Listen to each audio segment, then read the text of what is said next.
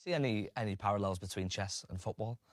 Yes, for sure. I think both in chess and football, the important thing is to control the middle. So that's one thing, that if you control the middle, you control the pitch or the board. And another thing is that often in chess also you attack on one side, force the opponent to overload, and then you switch.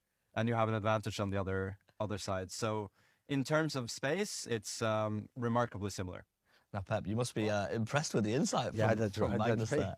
That's nice. It's yeah, it is right. What he said is completely. And I think with the way you have to attack defense, why, but the attack depends on the movement of the opponent. So you have to pay attention with the other. The opponent does in every single movement and react in that. So he has not 2 hours to make the next movement. We have a second, to react or take a decision. It depends what's going on. What about with chess, Magnus? Is there any opportunities where you can turn like a defensive situation into an attacking in a matter of moves? Yeah, absolutely.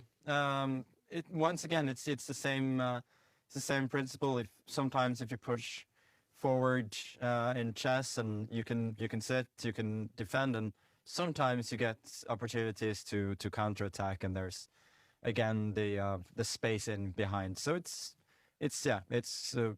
quite similar. What about the strategy, Pep, in games like this? Like when it's sometimes difficult to break down an opponent. Yeah, sometimes you expect one type of game. Sometimes you honestly you wait some, and after the opponent thought completely opposite. The trick is during the first minutes, say, oh, we have to do it differently, one or two aspects.